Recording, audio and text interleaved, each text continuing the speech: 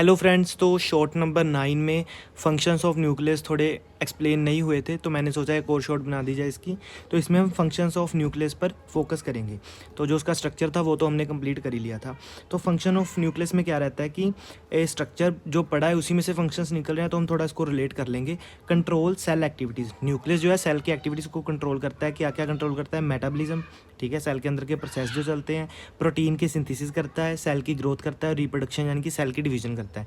कैसे करता है? देखो, मेटाबॉलिज्म जो है, सेल का मेटाबॉलिज्म कैसे कंट्रोल कर रहा है, क्योंकि न्यूक्लियस ही है जो सेल को आगे साइटोप्लाज्म को मैसेज दे रहा है, ठीक है। अपना आरएनए से वो प्रोटीन की सिंथेसिस कर रहा है, तो इसके साथ वो मेटाबॉलिज्म कंट्रोल कर रहा है और प्रोटीन की सिंथेसिस कर रहा है। इसी के साथ यही फैक्टर हैं जो ग्रोथ कर रहे हैं सेल की, और आगे जाके न्यूक्लियस ही डिवाइड होता है, तो ऐसे ही सेल डिवीजन हो रही है।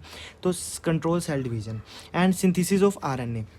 जो न्यूक्लियोलस पार्ट है ना, न्यूक्लियस के अंदर न्यूक्लियोलस होता है ना, तो उसके अंदर कंटेंट रहता है आरएनए कंटेंट रहता है, तो उसके अंदर ही आरएनए की सिंथेसिस होती है, तो इसलिए ये भी इसका फंक्शन है। फॉर्मेशन ऑफ सब यूनिट्स ऑफ राइबोसोम, कैसे आरएनए और जो प्रोटीन है ये न्यूक्लियोलस के अंदर पहले से ही है, फील्ड है, ठीक है, तो उसके अंदर सिंथेसिस हो रही है आरएनए की।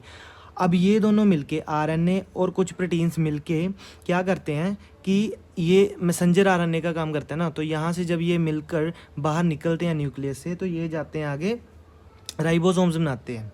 ये देखो, हेल्प्स टू फॉर्म सब यूनिट्स ऑफ राइबोसोम, ये दोनों मिलके आरएनए और कुछ प्रोटीन मिलके आगे राइबोसोम फॉर्म करते हैं। तो वही होता है फॉर्मेशन ऑफ सब यूनिट्स ऑफ राइबोसोम्स। कौन करता है? न्यूक्लियोलस। है किसके अंदर? न्यूक्लियस के अंदर। Storage of hereditary information, nucleus के अंदर क्या पड़ा हुआ है?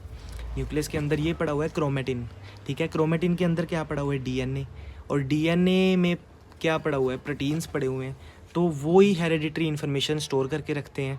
तो this is the function of nucleus की, storage of hereditary information. Sending genetic instruction to cytoplasm for protein synthesis through mRNA. क्या चीज़ है? एमआरएनए क्या है? Messenger RNA. मैसेंजर आरएनए पर कोड्स लगे होते हैं।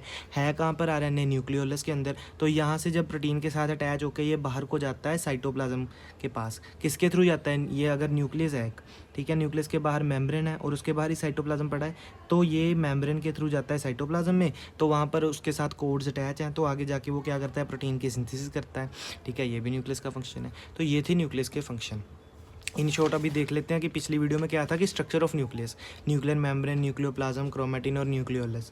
न्यूक्लियर मेम्ब्रेन क्या रहा था कि न्यूक्लियस की कवरिंग रही थी। न्यूक्लियोप्लाज्म जो फ्लूइड भरा होता है न्यूक्लियस के अंदर। क्रोमेटिन की थ्रेड लाइक स्ट्रक्चर है, डीएनए के लार्ज मॉलिक्यूल से बने हुए हैं। न्यूक्लियोलस क्या था? राउंड ग्रैनुलर स्ट्रक्चर, और न्यूक्लियोलस के अंदर ही आरएनए है जो प्रोटीन की सिंथेसिस कर रहे हैं। क्रोमेटिन के अंदर डीएनए है, प्लाज्म फ्लूइड है और मेम्ब्रेन उसकी कवरिंग है। Thank you.